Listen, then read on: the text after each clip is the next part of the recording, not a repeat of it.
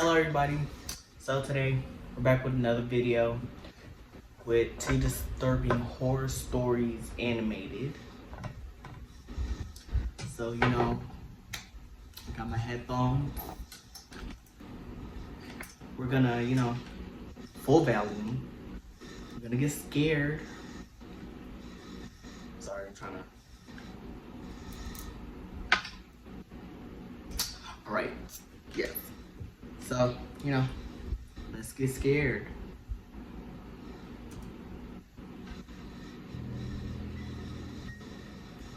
Y'all remember that thing Omegle?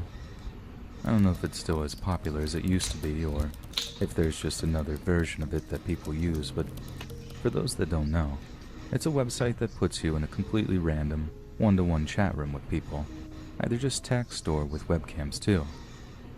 When I was in my final year of high school, me and my buddies thought it was like the greatest thing ever after we talked 3 rando girls into flashing us one night. So as thirsty as it sounds, that's all we did for like a whole summer. Just chilling in one of our friends' mom's basements and just burning through different people all night. It got to the point where I'd go on Omegle sometimes when I got bored at home. Not to talk to girls as such, just to kind of mess around and see who was online. But I don't go anywhere near that site anymore. Not after seeing the most messed up thing of my life on there. Something that reminded me that the internet is still a pretty dark place sometimes. And that sometimes you can just happen across something seriously messed up, just on accident. So I have my webcam on, and I'm on a roll of just closing chat after chat. Everyone on that night was either a dude playing with themselves, a lonely weirdo, or someone legit mentally deficient, and I was just about to close that browser window out of sheer boredom when I see something that catches my eye. It's a girl, kneeling in a room lit solely with red lights. My first thought is that I might have gotten lucky, and that I was in for a little bit of a show. But then I saw the plastic sheet underneath her. Now, as crazy as it sounds, I had seen something like that before, when this older woman in a mask had a plastic sheet down and was urinating on whatever the stranger in the chat asked them to.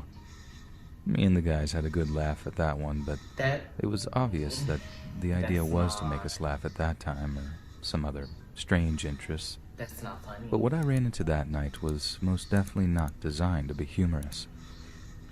I'm still watching it, wondering who this girl is, why she isn't wearing a mask when she's basically completely uncovered. Whatever was about to happen, though, she sure seemed nervous about it, like she was visibly shaking and trying her best to hide her face, not that she was doing a good job of it.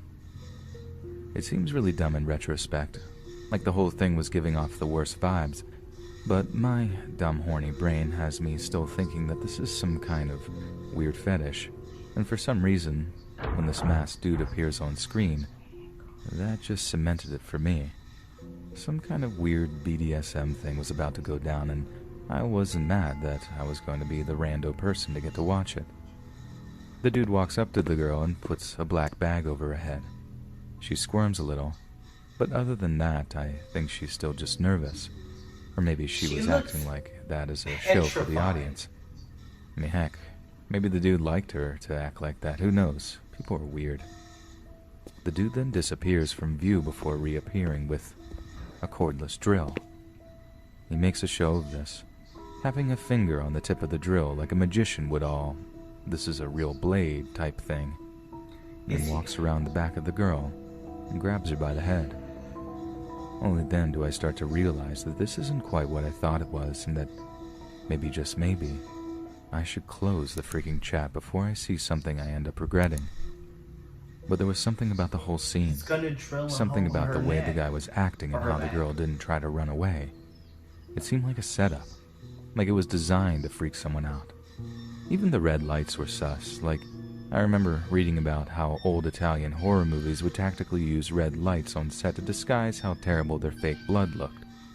Something about it meant I couldn't look away. So, I was watching as this hulking, bare-chested dude grabs the girl by the head. She's tiny too, and the size difference means his hand is basically wrapped around her entire skull. He then fires the drill up twice to ensure it's working properly. And that's when the girl really starts to panic. It was also, coincidentally, the moment I started to panic too. Either this girl was doing a very good physical acting job, or her fear was real. And if her fear was real, it meant the whole thing was real too. She starts flailing and struggling so hard that the monster holding her had to lock a knee into the small of her back to keep her still.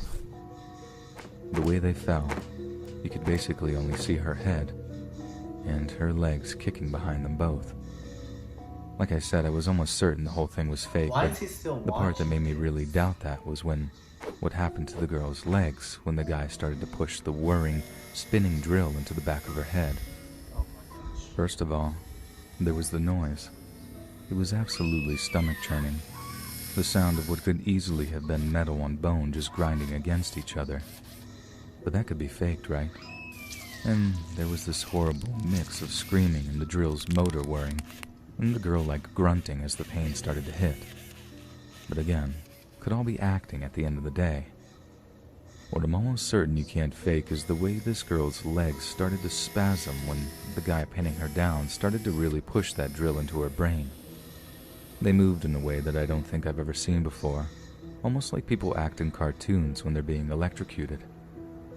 I got this sick feeling in my stomach, and I immediately closed the chat window before I saw anything else. The whole thing left me really shaken up. Everyone I've explained what I saw to says they think it was faked too. But then again, I'm almost certain that's because I feed them so much info on how it could have been fake, and not really on all the reasons why I think it could have been real. Sir, I think I actually just want people to tell me that. That wasn't fake. Tell me, stop freaking out. You fell for some elaborate prank that'll end up on the internet elsewhere. Because the alternative is just way too messed up for me to quantify. And a part of me still does think that I actually did watch a live snuff film that afternoon.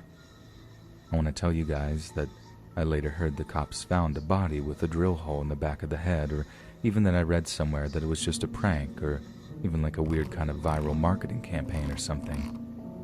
But the truth of the matter is, I just don't know. I never heard anyone else talk about the kind of thing I saw on Omegle that day, and I didn't ever go on that site again, so I didn't give myself a chance to catch a repeat performance, so to speak.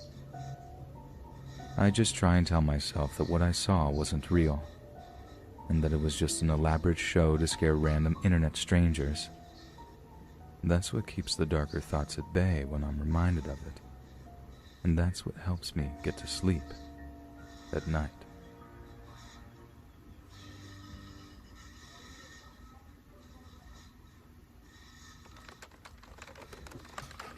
Oh my gosh, what was that? When this encounter happened, I was only 10 years old, and my older sister was 12. Our father passed away when we were very young, and to this day, our mother never remarried. During our childhood, our mother would go out on dates with men that she had met, but they never would amount to anything more. One Friday night, she went out and left us at home. She would always leave right after we went to sleep. The doors stayed locked, but this time I guess it just slipped her mind on the way out. Anyways, the living room connected to the hall that the bedrooms were on. My room was the second bedroom down the hall, with my sister's being the third. In the middle of the night, I woke up to the sound of the door opening. I figured it was my mom coming in from her date, so I rolled back over and tried to go back to sleep. A few minutes later, I hear the door shut again, and a few seconds after that, my sister comes into my room terrified. She told me that when she woke up, she saw a man standing in the doorway, staring at her. He was wearing a long black trench coat. He never said anything, and when he realized that she was staring back at him, he turned and walked out. I grabbed my baseball bat from my closet and crept out into the living room. The door was wide open. By this time, my sister had called my mom, and she had called the police. When the police arrived, they searched for fingerprints but found nothing. The scariest thing was that nothing was taken from the house. He came in, but didn't take anything. We stayed with our grandmother that night, and the following night. The next day, the police returned to look for more evidence. My mother did notice that one of our chairs was missing from the back patio. It was found in the woods behind our house, on the top of a little hill. This man had taken our chair, sat up there, and watched us. How long had he been doing that? Apparently, there had been 2 other similar break-ins in the neighborhood. He would come in and not take anything, and all the people were single mothers. What would have happened to my mom if she had been home that night? A few weeks later, this hermit guy that lived down the road was found dead from an overdose. I don't know why, but my mom seemed to think that he was the one that was watching us. But there hasn't been any break-ins in the neighborhood since.